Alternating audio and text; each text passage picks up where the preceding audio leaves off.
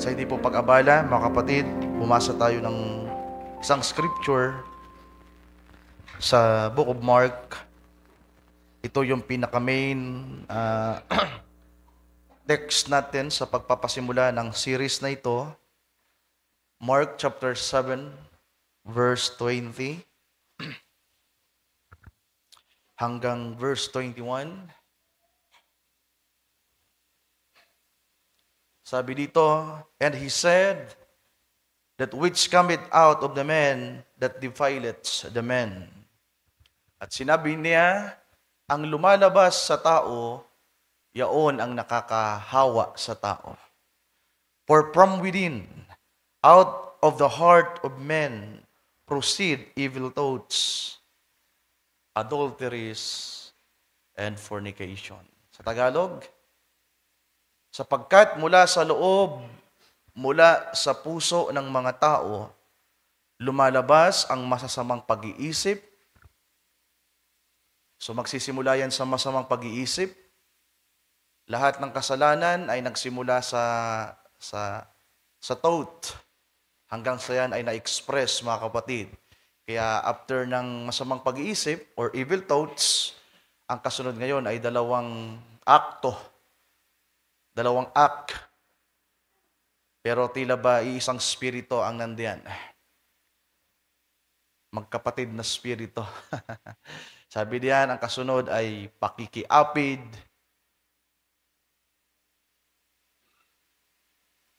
kulang, iba sa sa Tagalog.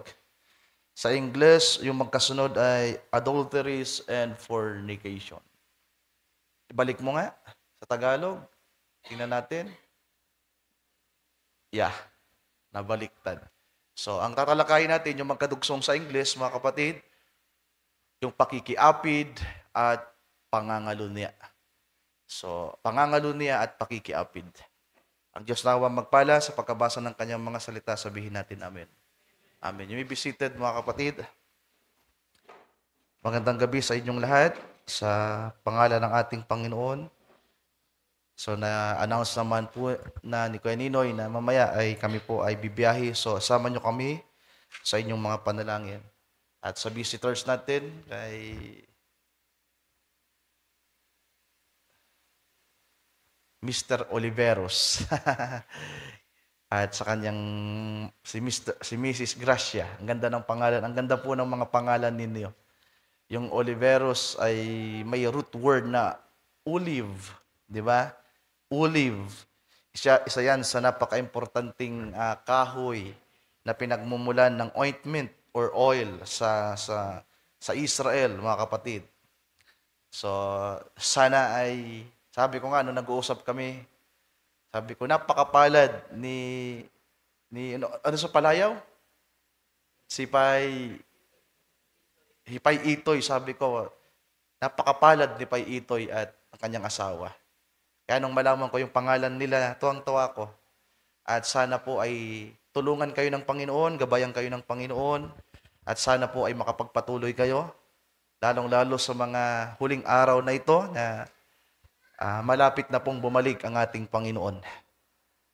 Napakaraming taong mayaman, kilala, pero walang hihigit sa mga taong may relasyon sa Diyos na binago ang buhay at patuloy nating isama sa panalangin ang ating mga bisita. So mamaya, yung request prayer, Mr. Guy, wag ko nawang makalimutan at kung makalimut ako, ipaalala niyo mga kapatid. So sa gabing ito, tayo ay magpapasimula ng panibagong pag-aaral at ngayon ay nasa pang-apat na tayo ng 7 major evil spirits. Tinalakay natin yung pride, tinalakay na natin yung murder, tinalakay na natin yung lies, at ngayon, pang-apat, adultery, i-combine natin adultery and fornication. So, understanding the spirits of adultery and fornication. Sa Matthew chapter 19, basahin natin, mga kapatid. So, ngayon ay magkaano lang ako, mag-i-introduction lang ako. Lahat ng gusto kong sabihin na by part, sasabihin ko lahat, Pero yung paghimay ay saka natin iisa-isahin, mga kapatid, sa mga susunod na Wednesday, kung luluobin ng Panginoon. So ngayon, lahat ng part na naisulat ko, sasabihin ko, pero yung paghihimay nito ay sa mga susunod. Sa Mateo 19, simula sa talatang 4, sabi dito, And he answered and said unto them, Have ye not read that he which made them at the beginning made them male and female, and said, For this cause shall a man leave father and mother, and shall cleave to his wife, and they twain shall be one flesh. Wherefore they are no more twain, but one flesh. What therefore God has joined together, let no man put asunder. Para tayo magkakasal nito. O kaya ay pagpapaalala ng kasalan. So sa September pala, mga kapatid, magkakasal ako for the first time. Yung schedule ko sa summer, dahil na-invite tayo sa Leyte, na-invite tayo sa Leyte. January pa lang, in-invite na ako ni Pastor Arnel. At naka-oo ako. At ilang beses niya akong pinalo up. At talagang gusto ko rin po sanang makarating, mga kapatid. Pero habang papalapit ay nawawala yung tila ba may something na pumipigil. So di ko na i-detalye kung bakit. Ang Diyos na lang ang nakakaalam. At kasabay pa noon, ako ay napakiusapan ni Pastor June Umpad na kung pwede ay ako yung magkasal ng kanyang dalawang young people.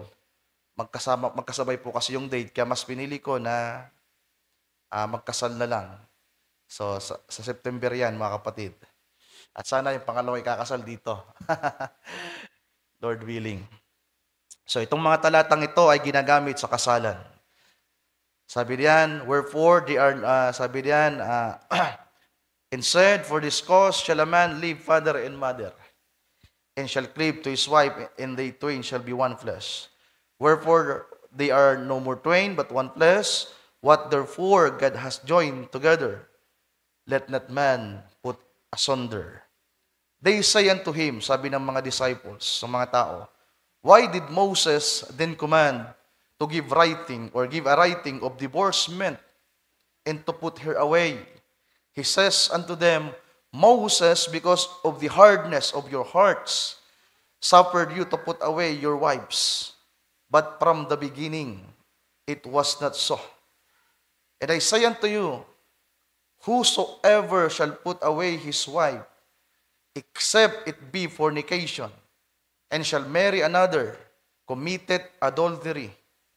And whoso married here, which is put away, does commit adultery. So nabanggit po dyan, yung fornication at yung adultery sa pagtuturo ng ating Panginoon. Tagalogin nga natin ang verse 9. Napaka-controversial ng verse na yan. Sabi diyan, at sinasabi ko sa inyo, mamaya madadaanan natin yan sa mga quotes ng prophet. Critical ito, mga kapatid. At sinasabi ko sa inyo, sino mang ihiwalay ang kanyang asawang babae, liban na. So pakinggan nyo yung word na liban na. Hihimayin natin yan. Liban na. Mabigat po yung salita na yan na liban na. Liban na kung sa pakikiapid at mag-asawa sa iba ay nagkakasala ng pangangalunya. So merong tinatawag na diborsyo. Paghihiwalay na merong kasulatan. Pero bakit nga ba merong divorce? Bakit merong mga naghihiwalay?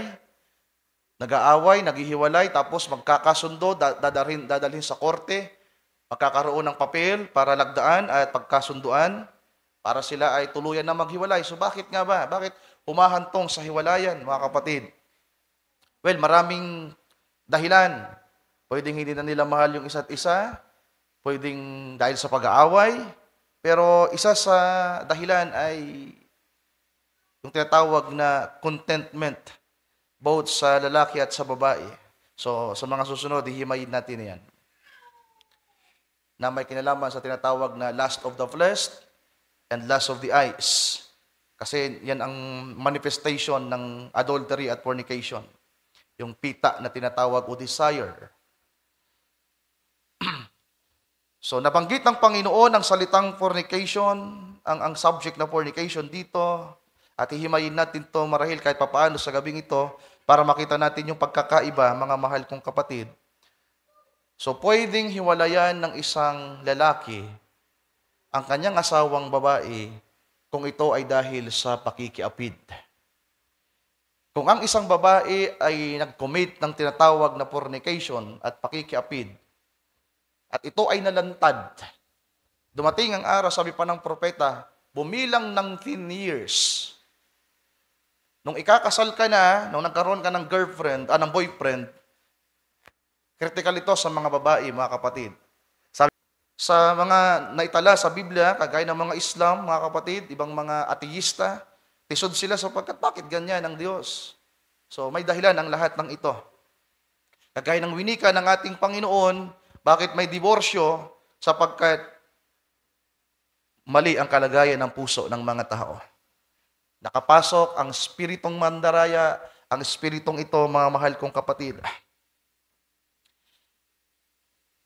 So, pwedeng hiwalayan ng isang lalaki ang isang babae kapag dumating ang araw na nalantad na meron siyang nakumit na tinatawag na karumihan. Kaya dapat sa mga mag-aasawa, lalong-lalo sa mga kababaihan natin, actually talagang mahirap to, pero tulungan niyo ko. Kinakailangan maging honest kayo, mga kapatid.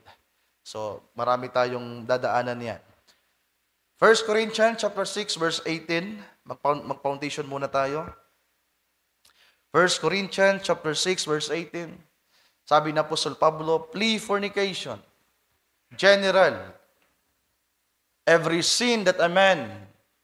So general ito, pwedeng sa mga binata, mga adult na, at pwedeng sa mga may asawa, at pwede ring sa mga kababaihan.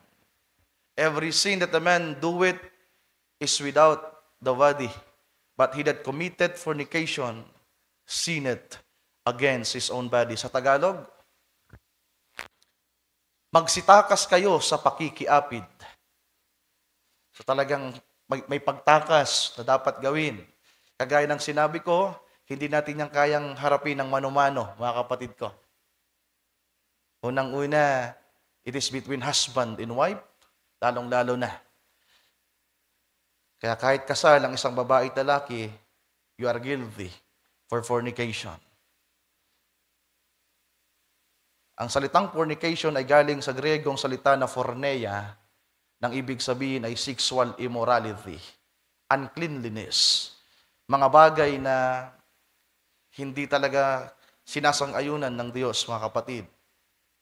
Lahat ng kasalanang gawin ng mga tao ay nangasa labas ng katawan.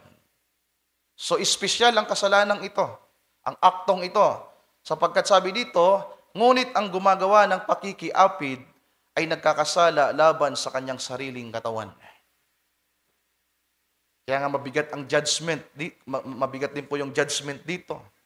At sa ibang talata, sa 1 Corinthians chapter 3, at dyan sa chapter 6, ipinapakita diyan ang ating katawan, ang templo ng Diyos. At sino mang sumira sa templo ng Diyos ay sisirain din ng Diyos. God will destroy both his soul and body, or her soul and body. So ganun to kabigat din, mga kapatid. 2 Timothy chapter 2 verse 22. Ang ating mga kabataan, ako naranasan kong maging kabataan. Halos lahat naman ay naranasang maging kabataan.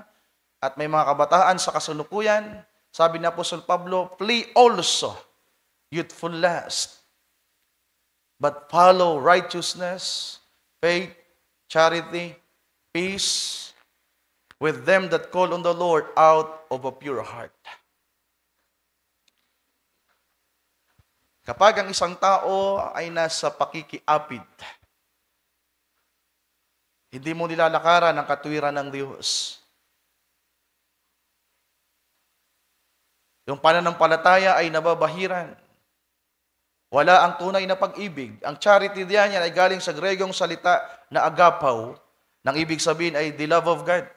Sapagkat ang youthful lust sa mga magkasintahan, kahit nga hindi pa sa mga magkasintahan, meron palang nililigawan, meron palang crush, pag nag-isip na ng mga bagay na hindi tama, that is youthful lust. Nagkaroon ka palang ng kaimyo, meron palang tinatawag na emotional attachment. That's danger, mga mahal kong kapatid. Kaya nga sabi ng propeta, kapag ang isang lalaki nanligaw sa isang babae, at sinabi ng lalaki, I love you, at sinabi ng babae, I love you too, sa paningin ng Diyos, you are engaged already. Yeah. Kaya nga, mapanganib to dahil may mga bunga na aanihin. May mga tinatawag na consequence, mga kapatid. Pero salamat na lang, sapagkat kagaya ng pride, murder, lies, kung tayo ay magpapakumbaba at hihingi ng tawad sa Panginoon at itatama natin to, meron tong kapatawaran. Amen. Lilitaw dito at lalabas dito na lahat na naman tayo guilty. Lahat tayo dito ay alipin ng bagay na ito, pero salamat sapagkat tinuturuan tayo ng Panginoon para tayo ay kanyang mapalaya. Amen. So ang purpose ng pag-aaral na ito, mga mahal kong kapatid, ay hindi para ipahiya yung kalagayan natin. Para sabihing makasalanan tayo, kundi para maintindihan natin ang lalang ng kaaway.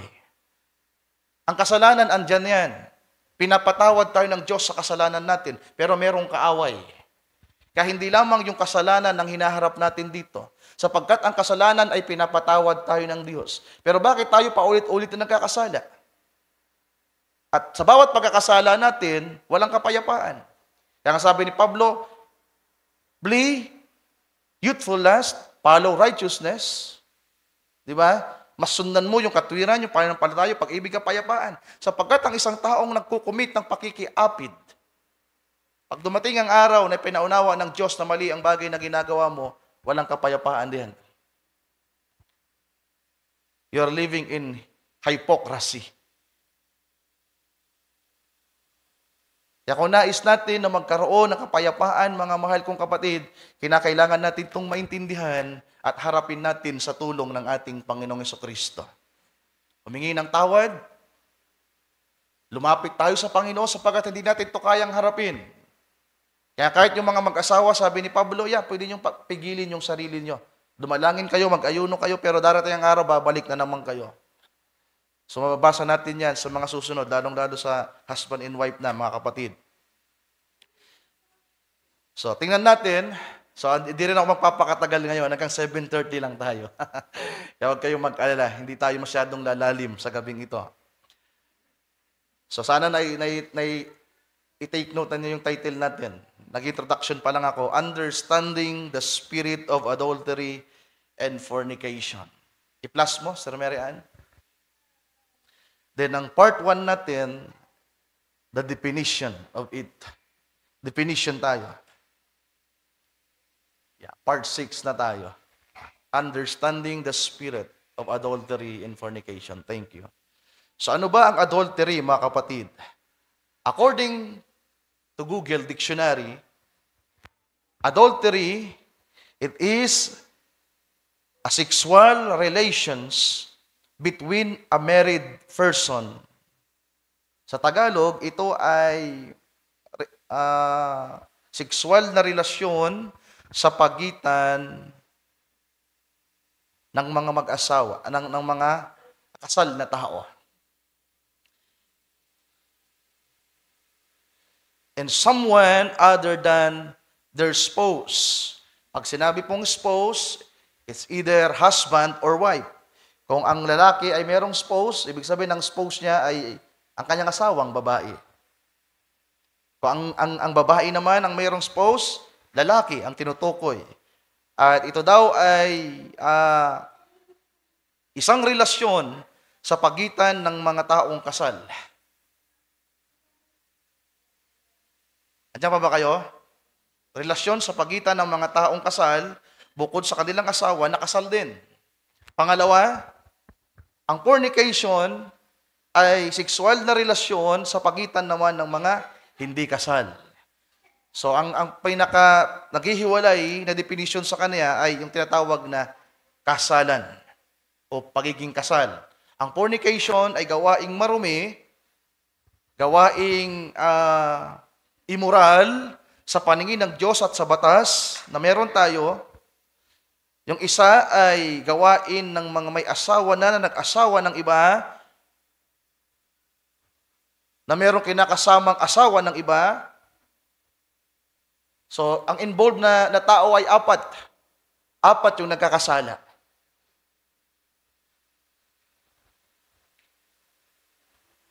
Kaya nga sabi ng Panginoon, kapag ang isang lalaki ay hiniwalan niya ang kanyang asawang babae, dinadala niya ang kanyang asawang babae sa pangangalo niya. Sapagkat ang babaeng yon ay mag-aasawa ulit. At kahit yung lalaki na pumayag, yung asawang lalaki na pumayag, na gawin yun ng kanyang asawa sapagkat kanyang hiniwalayan, ay nagkakasala rin ng pangangalo niya. So, halos guilty ang lahat ng paharis na nandito. Then, ang pangatlo ay merong tinatawag na spiritual adultery and fornication, mga kapatid. At ito yung mabigat. Andito yung pag-upgrade ng Panginoon, pag-update ng Panginoon sa tinatawag na ikapitong kautusan. Sapagkat sa Ten Commandments, merong tinatawag na huwag kang mangangalunya. At ito ay ikapitong utos. At mamaya babasahin natin yung winika ng ating Panginoon na mas pinabigat niya at dinala tayo sa isang uri ng kasalanan. Dahil sa spiritong ito na manlilinlang at mandaraya na tinatawag na spiritual adultery and fornication. Na meron itong dalawang manifestation. Una, idolatry. Sa message ng prophet, mababasa niyo. Nire-refer niya ang idolatry, pagsamba sa mga Diyos-Diyosan.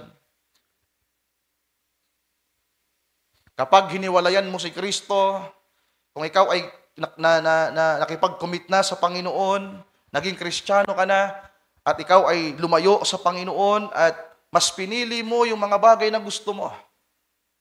That's idolatry. Pati sarili mo, pwede mong maging asawa. Nakakaintindihan ba tayo, mga mahal kong kapatid? Yung pera, pwede mong maging asawa. Yung cellphone, pwede mong maging asawa. Kaya nga sabi ko nung nakaraan, pwede mong asawahin. Ibig sabihin, yan yung mahal mo, yan yung priority mo, andyan yung attention mo, andyan yung oras mo, inaasawa mo.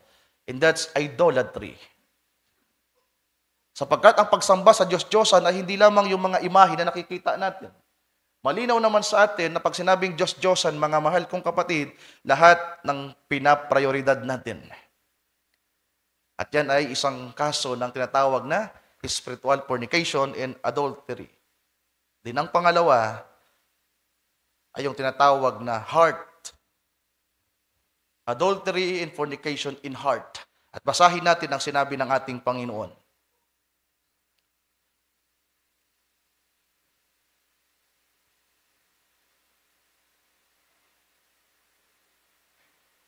Sa Matthew chapter 5, verse 27,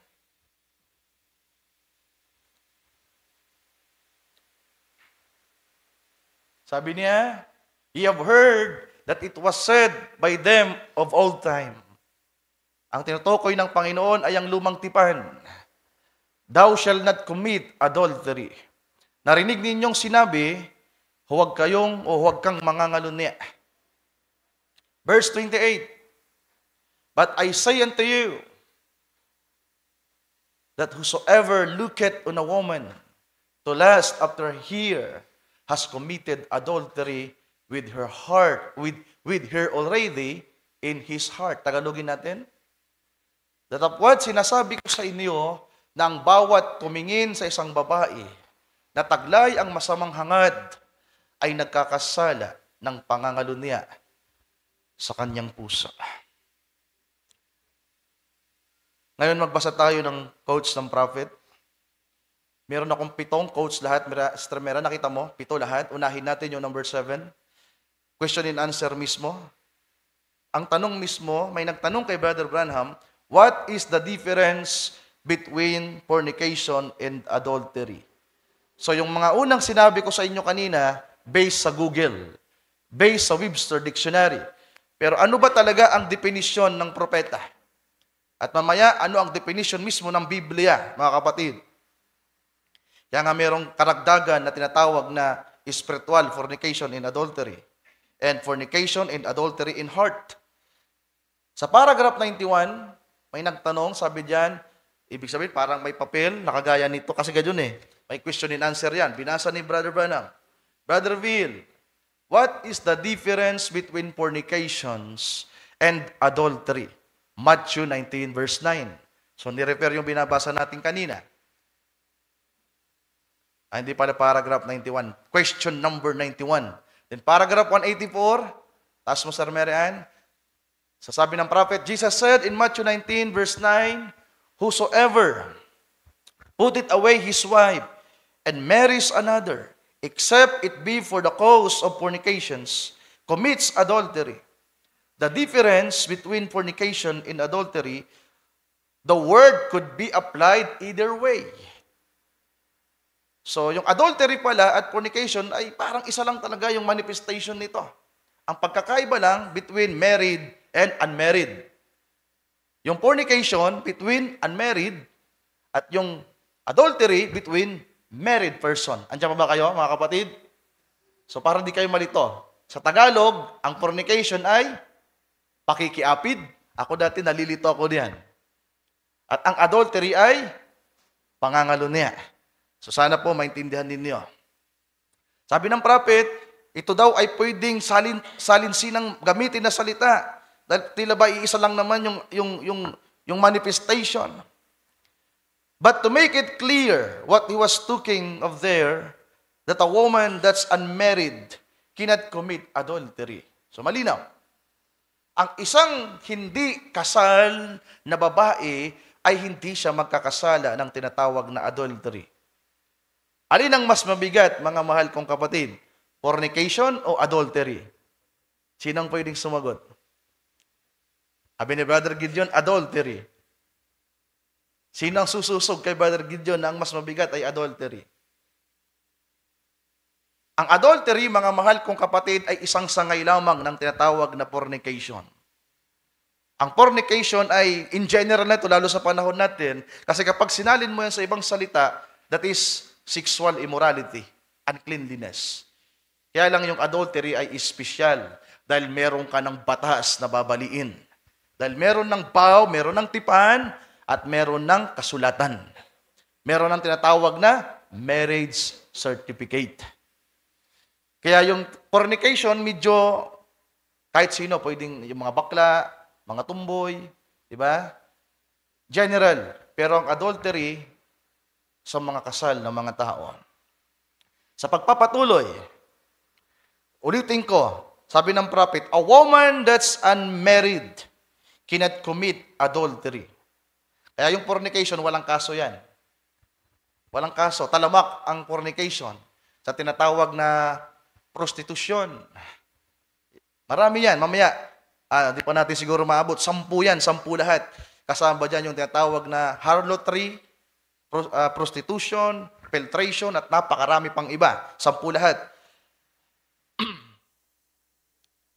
So, ang isang babae na hindi kasal, hindi siya magkukumit ng adultery, siguro vice versa sa lalaki din. Sa mga message kasi ng prophet, nakatuon talaga siya sa babae. It's uncleanliness for her. So, ang tawag sa kanya ay karumihan, pagiging marumi. Pagiging immoral. Ang isang babaeng wala pang asawa na ginagawa ito ay pagiging marumi. So tinatawag din itong spirit of unclean spirit, pero halos same lang din yung manifestation. At kung ang isang babae na hindi kasal ay nag-commit ng tinatawag na fornication or uncleanliness or karumihan, may dapat siyang gawin, sabi ng prophet. She has to confess that to her husband before they are married, if she did that. If not, and her husband finds it out later, he has a right to put her away because she took a false vow. Naintindihan niyo mga kapatid? Kinakailangan yung isang babae bago magpakasal, kinakailangan niyang magkumpisal. Kailangan niyang magpahayag at sabihin sa kanyang magiging asawa na nung mga panahong nakalipas, siya ay namuhay sa karumihan. At hindi yun kababaan sa inyo mga kapatid. Pagpapalaya yun ng Diyos sa inyo. Sa mga mag-aasawa pang dalaga natin, at sa mga may asawa nang hindi nagsabi ng totoo sa inyong asawa. Kaya baka may sumpa sa inyong relasyon. Kaya di pinagpapala yung inyong marriage, yung tahanan, dahil merong mga bagay na hindi nasabi. Hindi nyo naman kinakailangan i-detalye lahat. In general lang, sabihin nyo lang, asawa, may aaminin ako sa iyo, may pagtatapat ako. Nung hindi pa tayo mag-asawa, namuhay ako sa karumihan. I am a fornicator. Ako nga, pinost ko pa sa Facebook, di ba? Naalala niyo? I am a fornicator. Lahat tayo dito, fornicator. Namuhay sa karumihan. At kung hindi natin naaminin sa ating sarili, mga mahal kong kapatid, hindi tayo lalaya. Mananatili kang gapos at nasa ilalim ng sumpa, sapagkat ang katotohanan ang magpapalaya sa atin. So merong tamang pamamaraan. Hindi naman, mga asawang lalaki, huwag nyo namang pigain yung inyong asawang babae. Hindi naman ganoon.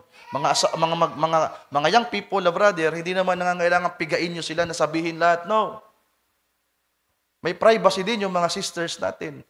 Sige, kung gusto mong halongkatin lahat, wag na. Hindi ako papakasal sa'yo. Ganun lang yon. Sapat na umamin ka na namuhay ka dati sa karumihan.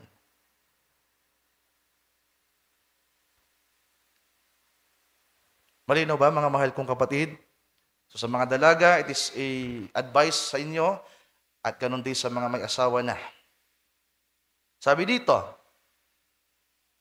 she has to confess that to her husband before they are married if she did that. If not, and her husband find it out later, he has a right to put her away because she took a false vow. For the Bible said, be it well, or ritual says, be it well known to you, I have it in mind, if any couples are joined otherwise than God's word does allow, their marriage is not lawful. I will require and will charge you both, as you will surely answer in the day of judgment, when the secrets of all hearts shall be disclosed. So, darating kasi ang araw na ilalantad yan ng Panginoon.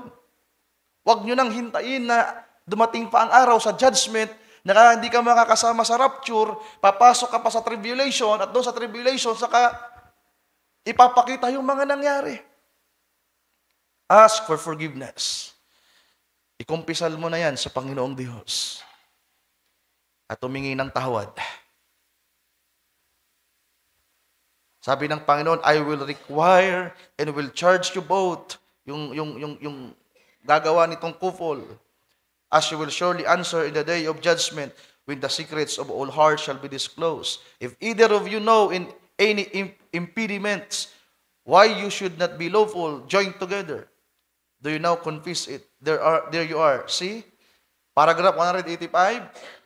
So fornication is what a girl when she lives unclean. That's fornication.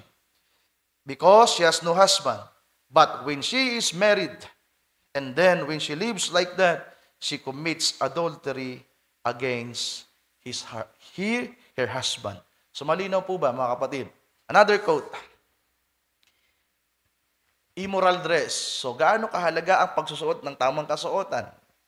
Kaya nga tayong mga sister, and even to the brothers, maigpit tayo at merong tayong sinusunod na tamang pamamaraan ng pananamit. Sa paragraph 314, sabi ng prophet, Sister, do you want to wear short hair? When it's your Nazarite honor to God to have a long hair. It is a shame for her to cut her hair. Would you wear these little old skirts and things that they wear today, of this immoral dress, with your body showing through it, out on there on the street? Did you know every man that looks upon you commits adultery with you in his heart? And you present yourself like that. 1965, December 6. So mas pinabigat ng propeta. Hindi na ito basta kaso lamang, mga mahal kong kapatid, sapagkat ang ina-apply na dito ng propeta ay yung tinatawag na spiritual adultery and fornication. Nawala ng kinalaman kung unmarried ka pa o married ka. Pwedeng dalaga at kasal, nagkakasala ng tinatawag na spiritual fornication and adultery. Sundan nyo ba? Sa physical act, may distinction pa. Married and unmarried. Pero sa spiritual act, mga mahal kong kapatid, sa puso, sa isip, ang kaso ay hindi na lamang fornication, kundi adultery. At sabi ng prophet, ikaw ang may kasalanan, sister, sapagkat ipresenta mo ang iyong sarili na ganyan. So, magpatuloy lang tayo sa pagbabasa. Another quote, Sir Mary Ann. December 5, lahat, halos ito 1965. Sabi ng propeta, do you know what's going to happen at the day of judgment? You might be just as virtuous to your husband as you can be. Sabi ng propeta, nalalaman nyo ba kung anong mangyayari sa araw ng paghatol? Maaring ikaw ay nabuhay na mabait, mabuti sa iyong asawa sa lahat ng iyong makakaya. Makinig kayo mga sisters.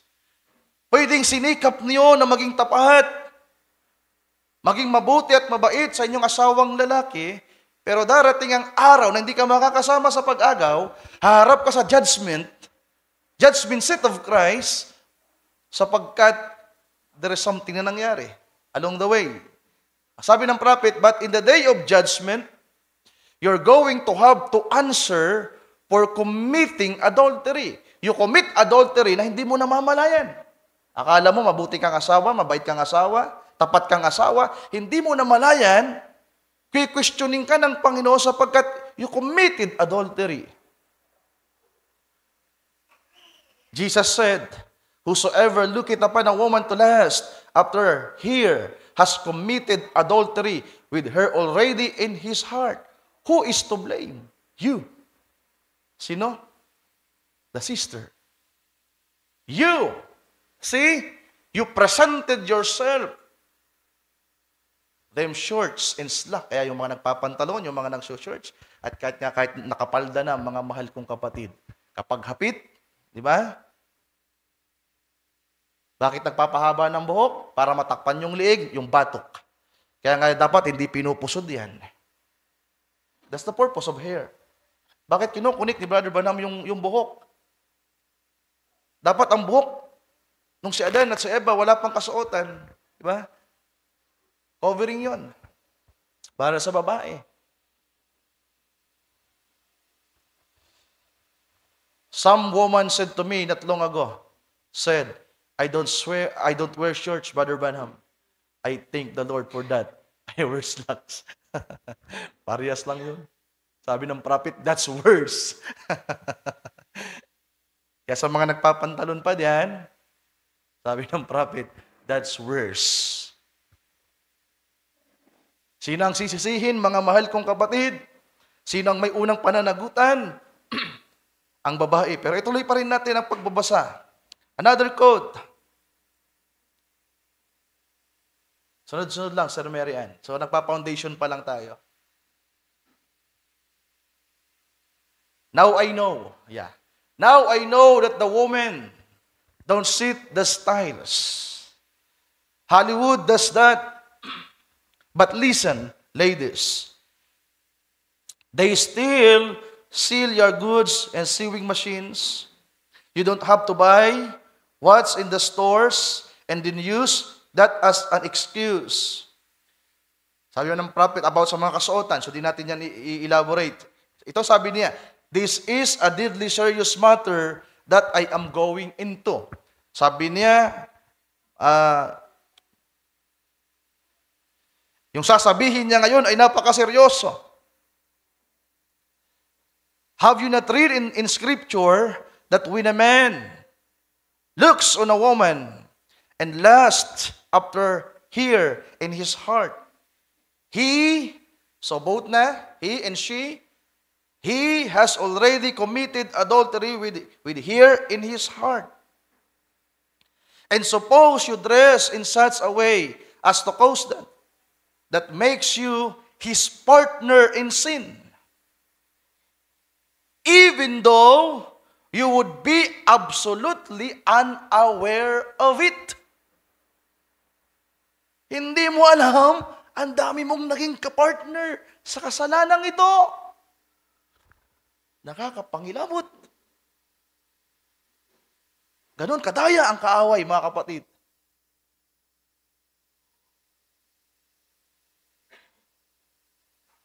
Kahit gawin naging virtuous woman ka pa sa iyong asawa ngayon, sabi ng prophet sa pagpapatuloy, that makes you his partner in sin, even though you would be absolutely unaware of it. Being a true virgin with no such desires. Yet God holds you accountable and you will be judged. Hindi lang ito sa may asawa, kundi sa isang babaeng wala pang karanasan. Akala mo malinis ka. Akala mo walang karumihan na nangyari sa buhay mo. Pero hindi mo alam. Ang daming nag-isip ng hindi tama. So paano natin ito haharapin, mga kapatid? Akala natin, okay na. Pero ganito pala ito kaseryoso. Kasabi ng prophet, deadly serious matter. Tulungan nawa tayo ng ating Panginoon, mga kapatid. Alam nyo, merong isang taong nagkasala. Binigyan ng Panginoon ng pagkakataon na magsisi. Basahin natin. Itong si Jezebel, sa Revelation chapter 2,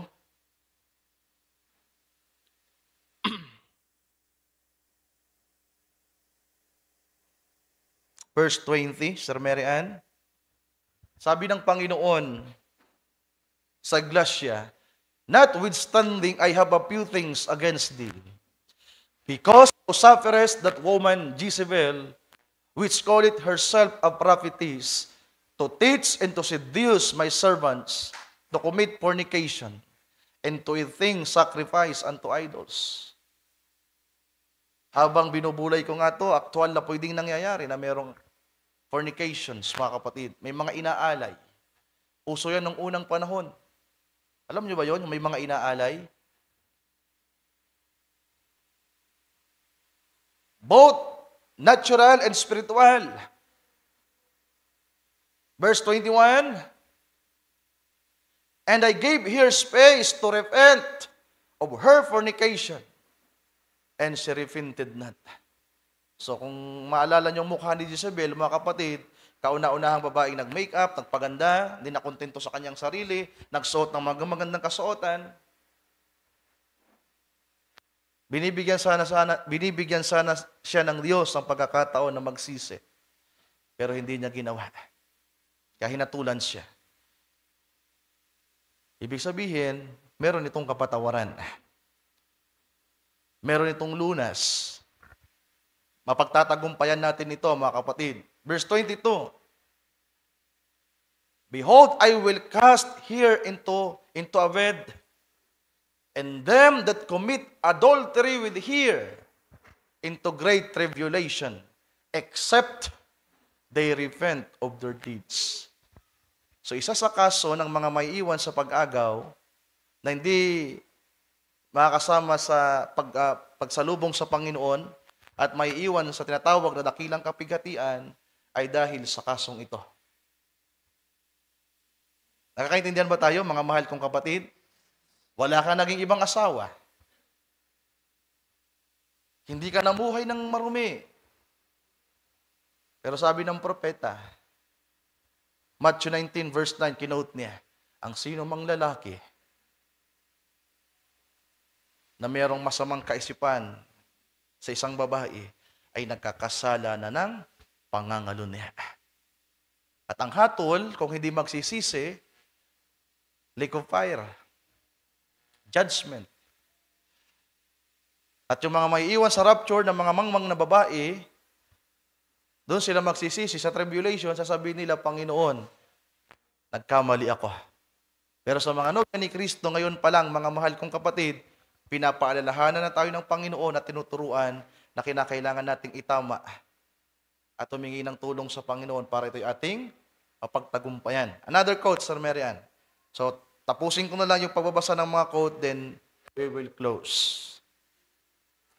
Do you know the physical fornication? Sabi ng prophet. Sabi diyan, do you know the physical fornication is the very same spirit that lies in organized religion? I said that the spirit of fornication is the spirit of organization. So nire-rely na ng prophet yung physical na act patungo sa tinatawag na sa mga simbahan. Kaya nga kung andito kayo at mas nire-respeto nyo ibang pastor at ibang simbahan, you're committing fornication in adultery. Kung wala kayong respeto kay Brother Ryan, at kapag nanood kayo ng ibang simbahan at mas nire-respect ninyo, mas pinapakinggan ninyo, you are guilty of it. Kasal ka dito eh. So, lilinawin natin yan, mga kapatid ko. Kasal ka sa church na to. I hope so. Ibig sabihin, you are committed. Amen. Hallelujah. Sabi pa ng prophet, sa iglesia, ang lalaki, ang pastor, ang asawang lalaki, at ang miyembro, ang asawang babae. In general. Sa pagpapatuloy, sabi diyan, and all fornicators will have their place in the lake of fire. So, mas mabigat na. Hindi na lang ito yung nagnasa ka sa isang babae, nagnasa ka sa isang lalaki, kundi pag pinag-usapan na ang denomination, pag pinag-usapan ng organization, mga mahal kong kapatid, kung ibababa pa natin yan, ang tinutumbok dyan ng propeta ay mga simbahan. Pagkilala sa mga simbahan. Kaya nga mayroong topic si Brother Branham na the choosing of the bride. At doon sa paksang yon, hindi naman talaga siya nagdwell sa pag-aasawa ng mga binata talaga, kundi pagpili ng isang tao ng kanyang iglesia. Kinakailangan, hindi ka magkamali din. Kaya ngayon palipat-lipat ng simbahan, nakadalawang simbahan, tatlong simbahan, you committed fornication in adultery.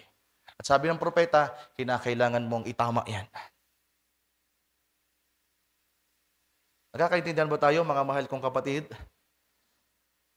Sana nga po. Sa pagpapatuloy, sabi dito, that is what God thinks of organization. Yes, sir. The whore and her daughters will be in the lake of fire. So may kinalaman na yan sa Roman Catholic Church at sa lahat ng simbahan. Lahat ng mga denominasyon. Mga kapatid. Next, quote, divorce, committed adultery, paragraph 226. Sabi ng prophet, that is Jesus speaking. Ikinuquote niya yung verse. Sabi dito, the one said from the beginning, now watch, but I say unto you. So habang binabasa na yung verse, may mga adlib kasi ang prophet dyan. Meron siyang paliwanag. Sabi diyan, but I say unto you, that whosoever shall put away his wife, saving the cause of fornication, causes her to commit adultery.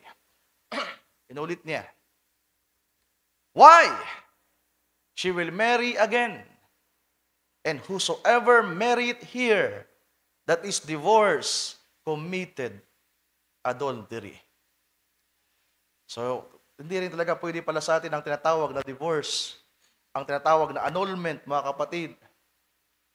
Kung mag-aanal ka, kung magdi-divorce ka, Hindi ka pwedeng mag-asawa hanggat buhay, vice versa yung asawa. Noong nakaraan, mayroong humingi ng advice sa akin. Ang plano, ang target ay annulment na nagkakahalaga ng 250,000. Sabi na, Ryan, pag ako ba na-annul, pwede ba akong mag-asawa ulit? Sabi ko, hindi. Meron siyang asawa, dati, kasal sila, at marami na siyang kinasama.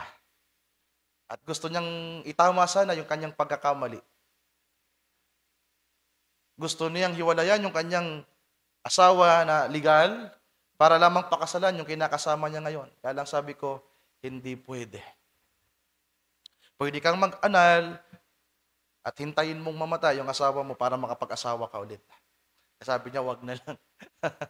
Sayang yung 250,000. At merong mga Kristiyano, nasa end time message, mga kapatid. They are planning, ginawa nila ito. Yung iba ay ginawa na, iba ay nagpaplano pa. Sa Amerika, sa Europa, at kahit sa Pilipinas. At ito ay sinansala ng propeta. At yung iba ay dinajustify nila ito. Pero tayo, titingnan natin ito sa mga susunod, paano ba natin ito haharapin, mga kapatid. Another quote, last quote na tayo, dito muna tayo magtatapos. 7 lang yung binigay ko, Sir Mary Ann. Sa paksa ng propeta na the invisible union of the bride of Christ, sa Tagalog, ang hindi nakikitang pag-iisa ng nobya ni Kristo. Paragraph 85, sabi dito, if she even does something wrong, she must confess that to her husband before he takes her and make it right. So, halos naulit ito doon sa una nating binasa. Kung siya'y nagkamali sa nakaraan, kinakailangan niya itong sabihin sa kanyang asawa bago siya kunin, bago sila ikasal. At kinakailangan niya itong itama.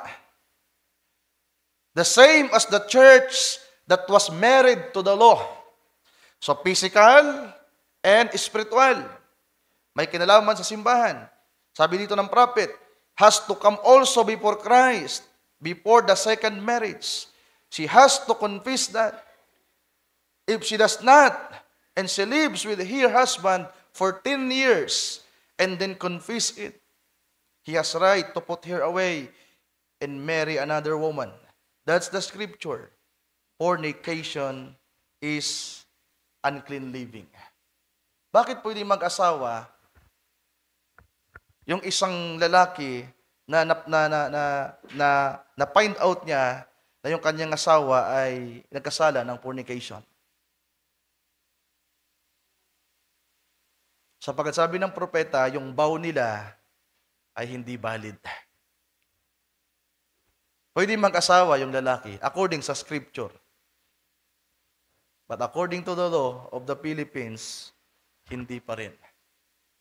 Kaya kailangan mayroong balanse. Kaya yung iba, yung sa Europe, sa Amerika, yung mga diborsyado, mga kapatid, yung iba, mga missionary pa, mga pastor, nakapag-asawa ng marami, divorce dito, divorce doon, at tinajustify nila yung sinasabi ng propeta, pero merong Roma 13 na kinakailangan din natin magpasakop sa batas.